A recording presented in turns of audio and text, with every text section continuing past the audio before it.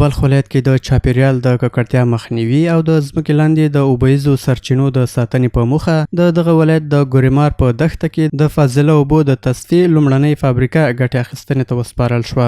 دا د اوبو د تصفیې فابریکه د یو ملي سوداګر لخوا او د مزار شریف ښاروالۍ په همکارۍ جوړه شوې ده چې له دې سره به په دې مرکز کې د سپټیک څاګانې له خالي کېدو وروسته به اوبه او سره تصفیه کیږي.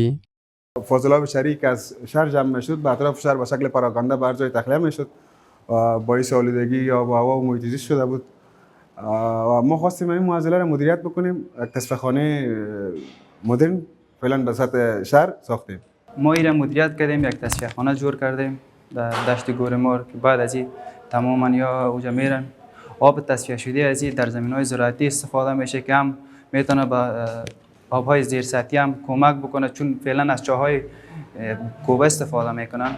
این میتونه کمک خوبتر در آبهای زیر زمینی هم شود. د دې مرکز د پرانیستلو په مراسمو کې د بلخ سیمه‌ییزو مسؤلینو د چاپیریال د ککړتیا په مخنیوي کې د ښاریانو پر رول ټینګار وکړ او ویل چې ټول خلک مسؤلیت لري څو د خپل چاپیریال او د اوبهیزو سرچینو په ساتنه کې برخه واخلي. موږ د ټول ښار و ټولو کلانتر صاحبانو ته، امیرین صاحب د ناحیو ته او نورو مسؤلینو ته د محیط زیست د ریاست په هماهنګي سره د ساتنې د ریاست په هماهنګي سره انشاءالله العزیز داسې کړنلاره به موږ جوړوو چې د مزار شریف څخه و هر طرف ته کوم ټانکران وځي هغه به ودې فابریکې ته ورځي او دغه کوم اوبه چې دي هلته تصفیه کېږي. د هغه وروسته کوم امراض چې د امراض څخه به خالي وي. واجبه ما انسانها چی هست؟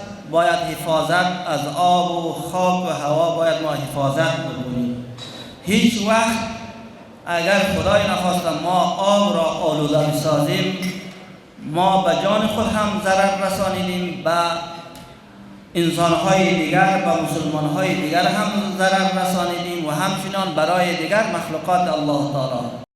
د یادونې وړ ده چې د فاضله اوبو او سپټیک څاګانو د تصفیې پروسه د لومړي ځل لپاره په بلخ ولایت کې ترسره کیږي. هغه اقدام چې مسؤلین یې د چاپیریال د ککړتیا په مخنیوي کې یو اغیزمن ګام ګڼي.